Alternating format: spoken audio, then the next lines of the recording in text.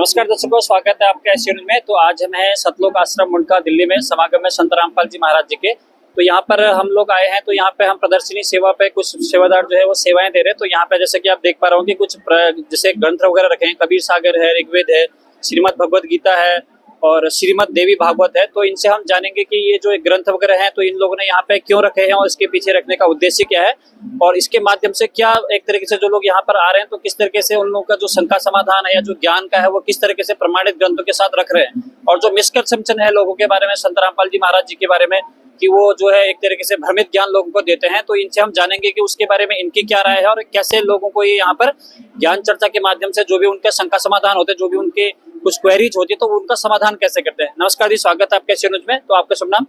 नमस्कार जी, मेरा नाम नीरज दास है जी। तो जैसे आपने ना यहाँ पे ना ग्रंथ रखे हैं, श्रीमद देवी भागवत हम देख पा रहे हैं और श्रीमद भगवत गीता है, ऋग्वेद है, कबीर सागर है। तो ये सारे ग्रंथ आपने यहाँ पर क्यों रखे हैं और उसके पीछे रखने का उद्देश्य क्या है? देखिए, यहाँ पर जो भी ज्ञान दिया जाता है प्रमाण सहित दिया जाता है, सत्य दिया जाता है, असत्य नहीं दिया जाता है और विद प्रूफ के दिखाया जाता है कि हमारे ग्रंथों में क्या लिखा है, क्या नहीं लिखा है, हमें क्या करना चाहिए और क्या नहीं करना चाहिए। इसके लिए हम ये सारे ग्रंथों से प्रमाण सहित दिखाते हैं, किसी को भ्रमित नहीं करते। अब तक क्या है, समाज ने किसी ने ग्रंथ पढ़े नहीं, इसलिए उन्हें ग्रंथों की सच्चाई झूठ महसूस होती है। अच्छा, तो जैसे ना यहाँ पे ऋग्वेद रखा आपने, कबीर सागर रखा, तो इसमें मतलब किस तरीके से प्रमाण वगैरह हैं कि जो वो परमात्मा के बारे में, जो भक्ति के बारे में संत रामपाल जी महाराज जी बताते हैं।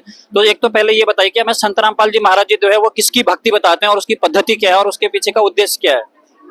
देखिए, संत रामपाल जी महाराज पूर्ण परमात्मा सतपुरुष कबीर देव साहब की भक्ति बताते हैं, ठीक है, जिसको विद प्रूफ के साथ उन्होंने अथेंटिक अपने सद ग्रंथों से प्रमाण कर रखा है, जिसका प्रमाण अपने ऋग्वेद मंडल नंबर ऋग्वेद के अंदर भी है कि परमात्मा कबीर देव है। सबसे पहले जो परमात्मा था उसका नाम कबीर देव है। प्लस जब परमात्मा शिशु रूप में पृथ्वी पे आता है तो वो कुंवारी गांव से उसकी परवरिश की लीला होती है, जिसका प्रमाण है ऋग्वेद मंडल नंबर 9 और 10, ठीक है। 9-10 में ये दयानंद सरस्वती के अनुवादित है, जिसका ये देखो यहाँ पर परमात्मा की महिमा चल रही है। यहाँ पे परमात्मा की महिमा चल रही है, जहाँ पर ये देखो यहाँ पे लिखा है कि सोम स्वभाव परमात्मन, ये परमात्मा इन्होंने अनुवाद ठीक किया है, परमात्मा सोम स्वभाव परमात्मा, यहाँ पे परमात्मा, ठीक है। इन्होंने संस्कृत में श्लोक वो कर दिया अर्थ परमात्मा, ठीक है। लेकिन यहाँ पर इन्होंने जब इन्हें ये याद आ गया कि मैंने सत्यार्थ प्रकाश में निराकार लिख रखा है परमात्मा को, तो इन्होंने पुरुष लिखना शुरू कर दिया भ्रमित करने के लिए। तो हमें जहाँ पे पुरुष लिखा है तो हम उसको परमात्मा ही मानेंगे। ठीक उसी तरह से इन्होंने यहाँ पे देखो ये आता है, परमात्मा की महिमा चल रही है कि उस पुरुष को उग्र गतियां प्रेरणा करती हैं और भासमान शरीर को वह परमात्मा, पुरुष की जगह परमात्मा ही मानेंगे, प्राप्त होता है, जिससे 3 प्रकार से दूसरों का वर्ण करने वाला मधुमेह सुंदर शरीर मिलता है। यहाँ पर देखिए ये अध्याय वही ऋग्वेद मंडल नंबर 9 सूक्त 1 के मंत्र नंबर 9 में यहाँ इम माने उस सोम स्वभाव, पीछे देखा सोम स्वभाव परमात्मा, इन्होंने सोम का अर्थ किया है, यहाँ पर इन्होंने सोम स्वभाव वाले श्रद्धालु पुरुष को कर दिया भ्रमित करने के लिए, जबकि ये अपने ही कर कमलों से पहले मंत्र में लिखते हैं कि सोम स्वभाव परमात्मा। ये देखो सोम शब्द है, यहाँ लिखते हैं सोम स्वभाव परमात्मन, जो ठीक किया है। तो हम यहाँ परमात्मा ही मानेंगे उस सोम स्वभाव वाले परमात्मा को। शिशु रूप में, जब वो शिशु रूप में आता है कुमार अवस्था में ही, अभिमानी सब प्रकार से अदन्या, ये हरियाणा का शब्द है कि अदन्या बिना धनाई, जिसने साढ़ ने टच ना किया हो, और देनम मानी गौए तृप्त करती है, वो दूध देती है जिससे उसकी क्षुधा मिटती है। यानी कि जैसे कि आप ये कह रहे हैं कि जो दयानंद सरस्वती है तो वो तो एक तरीके से परमात्मा को निराकार बताते थे, और आप कह रहे हैं कि जो दयानंद सरस्वती जी ने जो वेद वगैरह में जो उनके अनुवादित एक तरीके से है ऋग्वेद मंडल 9 का बता रहे हैं, तो यहाँ पर आप ये कहना चाह रहे हैं कि उनने खुद ही उसका अनुवाद जो एक तरीके से परमात्मा को साकार बताया इसमें। लेकिन वो नॉर्मली जो आर्य समाज के लोग हैं वो कहते हैं कि परमात्मा तो निराकार है, तो इसमें क्या प्रमाण है कि परमात्मा निराकार नहीं साकार है? ये है ऋग्वेद मंडल नंबर वही 9 और 10, ठीक है, और दयानंद सरस्वती कृत है। यहाँ पर देखिए ये ऋग्वेद मंडल नंबर 9 सूक्त 82 में इन्होंने दिखाया है, ये देखो ये इसका श्लोक है और ये इसका अर्थ इन्होंने किया है। सोम स्वभाव सर्व उत्पादक, सोम स्वभाव का मतलब वो परमात्मा है, सर्व उत्पादक, प्रकाश स्वरूप, सिख सदगुणों की वृष्टि करने वाला, हरि मानी पापों का हरण करने वाला है। वह राजे मानी राजा के समान, दुखों व कष्टों को छीड़ करने वाला है। दूसरा, अपने वेदों से ही दिखाते कि वेदों के अंदर कबीर परमात्मा का नाम स्पष्ट लिखा है। जैसे ये लिखा है कबीर वेदस्य, कबीर वेदस्य है, ठीक है। और इनका अर्थ पढ़ते हैं कि हे परमात्मा, उपदेश करने की इच्छा से आप महापुरुषों को प्राप्त होते हैं और आप अत्यंत गतिशील पदार्थों के समान हमारे आध्यात्मिक यज्ञ को प्राप्त होते हैं। आप, इन्होंने कर दिया कबिम, कबिम लिख के सर्वज्ञ लिख दिया। कोई कभी आज तक सर्वज्ञ नहीं हुआ, जबकि यहाँ स्पष्ट नाम है कि आप कबीर देव हैं। कबीर वेद से स्पष्ट लिखा है कि आप कबीर देव हैं, स्पष्ट इन्हें लिखना चाहिए। कबीर देव हैं, शुद्ध स्वरूप है, हमारे पापों को दूर करके हे सोम, हे अमर परमात्मा, आप हमको सुख दी और प्रेम भाव को उत्पन्न करते हुए पवित्र करें, पवित्रता को उत्पन्न करें। स्पष्ट लिखा हुआ है। इन्होंने भ्रमित करने के लिए मैंने आपको ये एक प्रमाण दिखा दिया कि वेद के अंदर सीधे कबीर परमात्मा है और राजा के समान है। यानी कि ये कह रहे हैं कि जैसे जो महर्षि दयानंद सरस्वती जो है, जो आर्य समाज के एक तरीके से संस्थापक थे, उन्होंने पहले वैसे तो परमात्मा को निराकार बताया, लेकिन वेदों का अनुवाद करते हुए स्वयं यहाँ पे लिखा है कि परमात्मा राजा के समान विराजमान है। इसी में स्वयं प्रमाण किया ऋग्वेद मंडल से। दूसरा प्रमाण देखिए ये है, यहाँ पर कबीर देव वित्तीय स्पष्ट है। प्राय कबीर देव वित्तीय, सबसे पहले पूर्व में, प्राय माने पूर्व, कबीर देव था, ठीक है। लेकिन इन्होंने यहाँ भी कबीर लिख के मेधावी लिख दिया। अब आपको हम एक चीज दिखाते हैं कि जो इन्होंने कबीर सर्वज्ञ लिखा है, सर्वज्ञ भी दिखाया था आपको, इन्होंने सर्वज्ञ लिख के छोड़ दिया। और वही गीता के अध्याय नंबर 8 के श्लोक नंबर 9 में भी इन्होंने कबीर जहाँ शब्द आया वहां सर्वज्ञ लिख के छोड़ दिया है। पहले ये देखो, या जो पुरुष, कबीर माने कबीर देव लिखना चाहिए स्पष्ट, इन्होंने सर्वज्ञ लिख दिया। जो पुरुष सर्वज्ञ, अनादि, सबके नियंता, सूक्ष्म से भी असूक्ष्म, सबके धारण पोषण करने वाला, अत्यंत स्वरूप, सूर्य के समान। इनको परमात्मा तेजों में है तो इन्हें सूर्य के समान गणना कर दी, क्योंकि सूर्य से ज्यादा तेज इन्हें किसी का नहीं लगा, तो इसलिए इन्हें प्रकाश स्वरूप है। इनका कहने का मतलब है कि परमात्मा तेजों में है, ठीक है, जो वास्तविक सही है। हम इस चरम दृष्टि से नहीं उसको देख सकते, क्योंकि परमात्मा के एक रोमकूप में 16 सूर्य, वो करोड़ों चंद्रमा, करोड़ों सूर्य कितना तेज है। और हमारी बॉडी के अंदर 3.5 करोड़ रोमकूप है, जो संत रामपाल जी महाराज बताते हैं। तो लगा लो कि वो कितना प्रकाशित होगा, ठीक है। तो और अविद्या से अत परे शुद्ध सच्चिदानंद परमेश्वर का सिमरण करता है। यहाँ किसी कबीर की वो नहीं चल रही है, परमात्मा की महिमा चलिए। यानी कबीर देव इन्होंने सर्वज्ञ कर दिया। अब पहले आपके इस सर्वज्ञ का दिखाते हैं आपको कबीर सागर से। यह है कबीर सागर, संपूर्ण 11 भाग, खेमराज कृष्णदास प्रकाशन, मुंबई से, ठीक है। यहाँ देखिए इसके फैक्स और प्रिंटेड सारे पृष्ठ नंबर 1817 पे, ठीक है। यहाँ शेख सिकंदर लोधी से जब बातचीत चल रही थी, तब सिकंदर लोधी को कुछ हिंदू धर्म के अनुयायियों ने और कुछ मुस्लिम धर्म के मौलानाओं ने भड़का दिया था। तो सिकंदर लोधी कहता है कि साहस सिकंदर बोलता, कहे कबीर तू कौन, गरीब दास गुजरे नहीं, कैसे बैठा मौन। अब उत्तर कबीर साहब कहते हैं, हम ही अलग अल्लाह है, कुतुब गौस गुरु पीर, गरीब दास मालिक धनी, हमरो नाम कबीर। मैं कबीर सर्वज्ञ हूँ, यानी जो वेदों में और गीता के अंदर सर्वज्ञ लिख के छोड़ दिया ना, तो मैं ही हूँ कि मैं कबीर सर्वज्ञ हूँ, सकल हमारी जात, गरीब दास पिंड प्राण में युगन युगन संग साथ। साहस सिकंदर देख कर बहुत भय मिस्कीन, गरीब दास गत शेर की, थर की दोनों दीन। तो आपने देख लिया कि जो कबीर साहब को सर्वज्ञ लिख के छोड़ दिया वेदों के अंदर, गीता के अंदर, तो वो और कोई नहीं, कबीर साहब ही सर्वज्ञ है। यानी कि आप ये कहना चाह रहे हैं कि जैसे जो गीता में भी कविम शब्द है या उसमें सर्वज्ञ अर्थ किया, या चाहे वेद में किया, ऋग्वेद में भी किया, तो सर्वज्ञ मतलब कबीर सागर में ये प्रमाण है कि सर्वज्ञ कबीर साहब ने खुद आपने बोला है कि मैं जो है सर्वज्ञ, मतलब मैं कबीर ही सर्वज्ञ हूँ और कोई सर्वज्ञ नहीं है। ये इसका कबीर सागर में प्रमाण दिया है, ऐसा कहना चाहता हूं। दूसरा, आपको वेदों से दिखाया था कि वो परमात्मा जब शिशु रूप में आता तो कुंवारी गाय का दूध पीता है। तो जिसकी जीवनी में मिल जाए, अगर राम की में मिल जाए, हनुमान जी की में मिल जाए, या हमें कृष्ण की जीवनी में मिल जाए, वो परमात्मा है, हम मान लेंगे, क्योंकि वेद हमारे गवाही देते हैं। तो इस चीज को आपको दिखाते हैं। ये वही है कबीर सागर, संपूर्ण 11 भाग, खेमराज कृष्णदास प्रकाशन, मुंबई से। ठीक है, तो ये 74 पेज पे ज्ञान सागर है। यहाँ पे कहते हैं, सुन झूला आयो निश्चिंदा, ले सुत चले हर्ष मन कीना, तासे पुन अस बोले ही लेना। जब नीमा और नीरू को लहर तारा नामक तालाब पे परमात्मा मिले थे कमल के फूल पे, तो उनको खुशी हुई थी, और वो लेके जब घर चले थे तो क्या हुआ था, आगे देखते हैं। साखी है, सुत काशी को ले चले, लोग देखन तय आओ, अन्न पानी बख्शे नहीं, झूला सो जनाओ। तो परमात्मा ने 25 दिन के हो गए थे, तो उन्होंने कुछ खाया पिया नहीं था, क्योंकि परमात्मा ऐसे बढ़ रहे थे जैसे वो 1 किलो दूध डेली पी रहे हो। लेकिन नीमा और नीरू को चिंता हुई थी कि ये बच्चा कुछ खा पी नहीं रहा है, ये मरेगा, क्योंकि उनकी सोच ही वही थी, वो उनको परमात्मा थोड़े ही मानते थे। इसलिए तब वो रामानंद के पास गए, तो तब झूला मन कीर्ण तिबाना, रामानंद से क्या उत्पाना, और उन्होंने सारी बात बताई।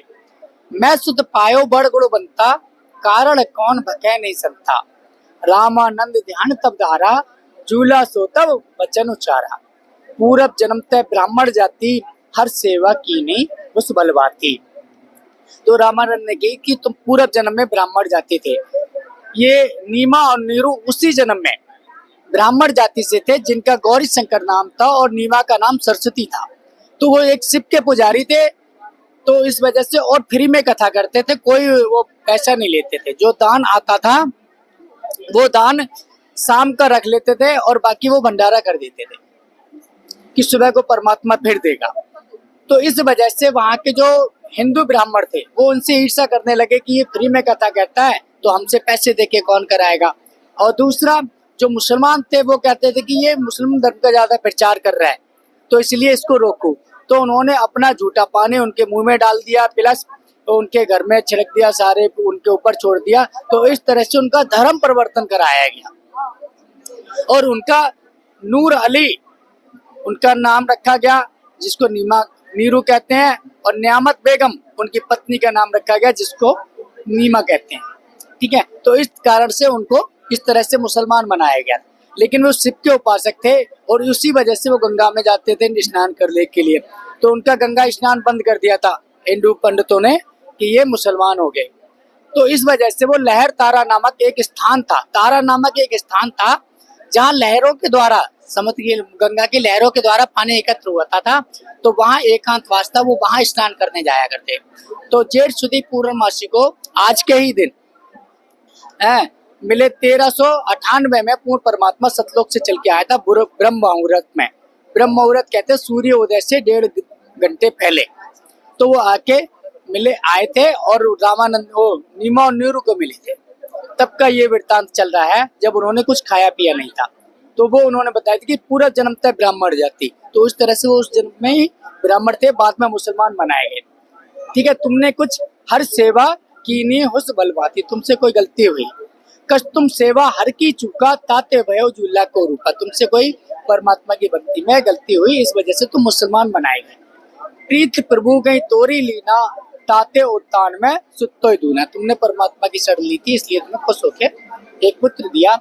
नीरू वचन कहते हैं कि हे प्रभु, मैंने जैसा किया तैसा पाया। हे प्रभु, जस कीनो तस पायो, आरत हो तुम दर्शन आयो। मैं तुम्हारी शरण आया हूँ, सो कहिए उपाय गुसाई, बालक क्षुदा बंत कुछ खाए।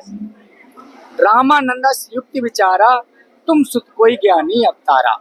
पछिया जाही बैल नहीं लगा, जिसे बैल ने टच ना किया हो, बिना ब्याही सार ने टच ना किया हो। सोले ठाड़े करो ते आगा, वो लाके उसके सामने खड़ी कर दो, वो दूध देगी। जो अपने ऋग्वेद मंडल नंबर 9 एक सूक्त नंबर 1 में और मंत्र नंबर 8 के अंदर बताया है कि अभी अदन्या बिना ब्याही गाय दूध देती है जब परमात्मा शिशु रूप में आता है। उसका प्रमाण यहाँ पे चल रहा है, और ये कबीर जी की जीवनी से चल रहा है। क्या दूध चले ते थन तय, दूध ही धरो छिपाई, क्षुदावंत जब हो बे ताकू देव खवाई। तो झूला एक बछिया ले आवा, चलो दूध कोई मरम ना पावा। नीरू एक बछिया ले आए, दूध कहाँ से आया किसी ने नहीं जाना, दूध चलो दूध झूला हरसाना, यानी उनके अंदर की एक खुशी हुई, राज छिपाए काऊ नहीं जाना, उन्होंने ये राज को छिपा के रखा। ठीक है। सुन भामिन आगे चले आवा, सो ले जाए कोई भेद न पावे। अब यहाँ पे आता है कि यहाँ पर कहीं कभी साहब का नाम तो नहीं है।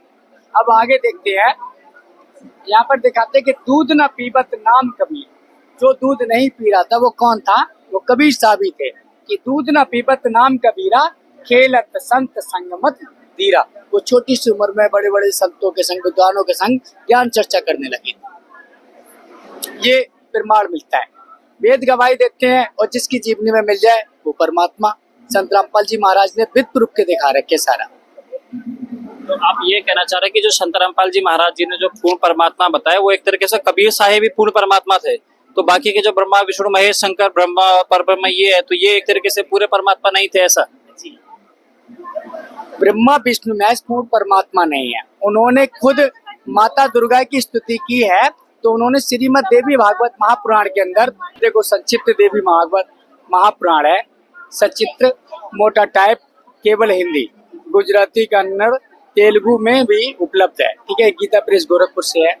इसके हनुमान प्रसाद पोदार, चिमन लाल गोस्वामी संपादक है।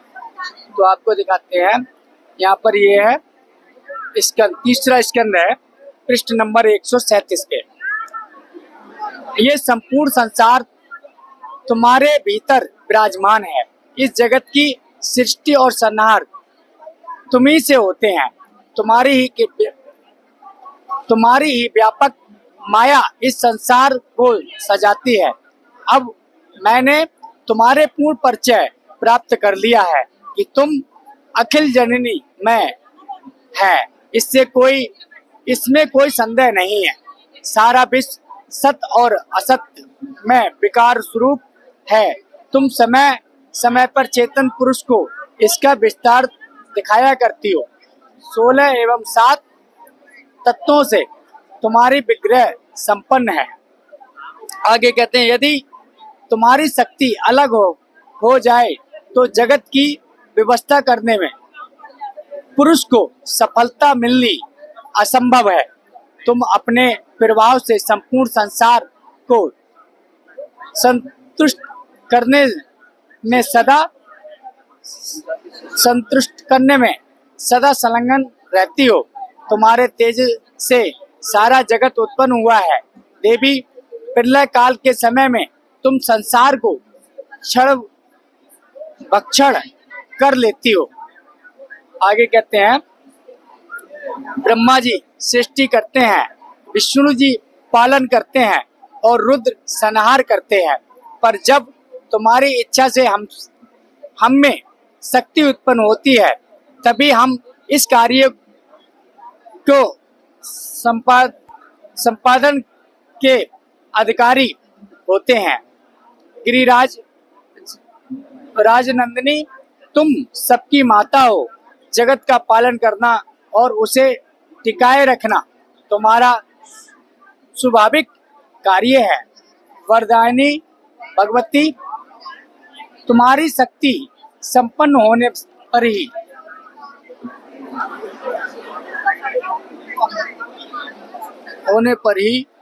आगे यहाँ पर भी ये कह, देखो, तुम शुद्ध स्वरूपा हो। ये सारा संसार तुम्ही से उद्भासित हो रहा है। मैं, ब्रह्मा और शंकर, हम सभी तुम्हारी कृपा से विद्यमान है। हमारा तो आविर्भाव मतलब जन्म और तिरोभाव मतलब मृत्यु हुआ करता है। केवल तुम ही नित्य हो, जग जननी हो, प्रकृति और सनातनी देवी हो। यहाँ पे ये भी सिद्ध हो गया कि दुर्गा को ही प्रकृति कहते हैं, सनातनी देवी हो। ये निश्चय है कि बुद्धिमान मनुष्यों की बुद्धि और शक्तिशाली जनों की शक्ति तुम ही हो। कीर्तिकांत और कमला तुम्हारे नाम है। आगे देखो, ये कहते हैं कि ब्रह्मा जी कहते हैं, देवादिदेव भगवान विष्णु यूं स्तुति करके चुप हो गए, तब महाभाग शंकर जी नम्रता पूर्वक योग माया के सामने उपस्थित होकर कहने लगे। भगवान शंकर बोले, देवी यदि महाभाग विष्णु तुम्ही से प्रकट हुए हैं तो उनके बाद उत्पन्न होने वाले ब्रह्मा भी तुम्हारे ही बालक हुए। फिर मैं तमोगुणी लीला करने वाला शंकर क्या तुम्हारी संतान नहीं हुआ? तो ये भी सिद्ध हो गया कि ब्रह्मा विष्णु महेश की माता जी देवी माता है, दुर्गा माता है। इस देवी भागवत महापुराण ने ये सिद्ध कर दिया कि ब्रह्मा विष्णु महेश की माता दुर्गा देवी है और उन्हीं से इन्हें ये जो सात्विक रजोगुण तमोगुण द्वारा उनकी कृपा से ही ये कार्य करते रहते हैं, उसी में संलग्न रहते हैं। इसका मतलब ये सिद्ध हो गया। हाँ, देखिए इस देवी भागवत महापुराण ने चंद पंक्तियों में सिद्ध कर दिया कि ब्रह्मा विष्णु महेश अविनाशी नहीं है। धन्यवाद आपका। तो जैसे दर्शकों आपने देखा यहाँ पे श्रीमद् देवी भागवत है, कबीर साहिब है ऋग्वेद में, तो जो यहाँ पे जो सेवादार सेवा करते हैं तो ये बता रहे थे कि जो संत रामपाल जी महाराज जी जो पूर्ण परमात्मा के बारे में और जो सही परमात्मा के बारे में, जो असल में परमात्मा है उसके बारे में वेदों में भी प्रमाण है, कबीर सागर में, देवी दुर्गा में और सभी जगह प्रमाण है कि जो पूर्ण परमात्मा वो कबीर साहिब ही है।